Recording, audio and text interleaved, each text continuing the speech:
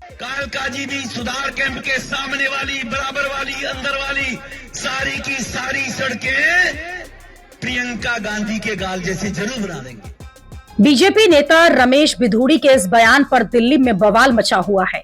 रमेश बिधूड़ी को हाल ही में बीजेपी ने दिल्ली की कालकाजी सीट से टिकट दिया है। वो दिल्ली के सीएम आतिशी के खिलाफ चुनाव लड़ रहे हैं। चुनाव प्रचार के दौरान बिधूड़ी सड़कों पर बात कर रहे थे। अचानक पहले वो लालू यादव का जिक्र करने लगे। कहा कि लालू ने कहा था कि बिहार को सड़कों को हेमा मालिनी के गालों जैसा बना दूंगा, नहीं बना पाए। लालू ने झूठ बोला था, लेकिन वो जनता को विश्वास दिलाते हैं कि कालकाजी की सड़कों को प्रियंका गांधी के गालों जैसा बना देंगे। कालकाजी भी सुधार कैंप के सामने वाली, बराबर वाली, अंदर वाली सारी की सारी सड़कें प्रियंका गांधी के गाल जैसे जरूर बना देंगे। रमेश बिधूड़ी के इस बयान पर विवाद होना तय था, वही हुआ भी। कांग्रेस पूरा खर्चा पानी लेकर रमेश बिधूड़ी पर चढ़ गई। कांग्रेस ने रमेश बिधूड़ी के साथ साथ पीएम मोदी को भी लपेट दिया। बीजेपी वस्तुतः महिला विरोधी है और इसका प्रमाण वो बार बार देते हैं।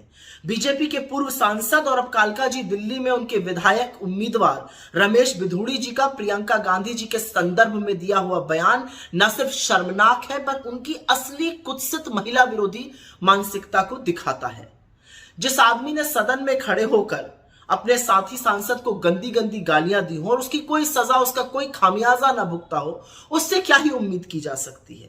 लेकिन क्या इस घटिया भाषा, इस घटिया बयान के लिए बीजेपी की महिला नेत्रियां, महिला बाल विकास मंत्री, बीजेपी के अध्यक्ष जेपी नड्डा और खुद प्रधानमंत्री जी कुछ बोलेंगे? असलियत तो यह है कि इस महिला विरोधी भाषा, इस महिला विरोधी सोच, इस कुत्सित मानसिकता के जनक तो खुद मोदी जी ही हैं। कांग्रेस कह रही है कि इस बयान पर रमेश बिधूड़ी ही नहीं बल्कि बीजेपी के शीर्ष नेतृत्व को भी माफी मांगनी चाहिए। कांग्रेस नेता पवन खेड़ा ने भी रमेश बिधूड़ी की जमकर क्लास लगा दी। पवन खेड़ा ने कहा कि बदतमीजी सिर्फ इस घटिया आदमी की ही मानसिकता नहीं दिखाती, यह इसके मालिकों की भी असलियत है। दिल्ली का पूरा चुनाव ही महिला वोटर्स के नाम पर लड़ा जा रहा है। ऐसे में महिलाओं पर इस तरह की टिप्पणी करके रमेश बिधूड़ी ने अपना साथ साथ अपनी पार्टी के लिए भी मुसीबत को न्योता दे दिया है। एक तरफ पीएम मोदी और अमित शाह दिल्ली चुनाव में पूरी तरह झोंके हुए हैं, दूसरी तरफ रमेश बिधूड़ी जैसे नेता पार्टी की मुश्किलें बढ़ा रहे हैं। इससे पहले भी संसद में रमेश बिधूड़ी कांड कर चुके हैं। पिछली मोदी सरकार में रमेश बिधूड़ी ने सांसद दानिश अली के खिलाफ अपमानजनक टिप्पणी की थी। उस वक्त संसद में राजनाथ सिंह ने रमेश बिधूड़ी के बयान को लेकर दानिश अली से माफी मांगी थी। बीजेपी ने रमेश बिधूड़ी का लोकसभा टिकट भी काट दिया था। तो ये कहा जाने लगा कि रमेश बिधूड़ी को उनके बड़बोलेपन की सजा मिली है, लेकिन दिल्ली के चुनाव में उन्हें टिकट मिल गया और अब जो उनके मन में आ रहा है वो बोल रहे हैं।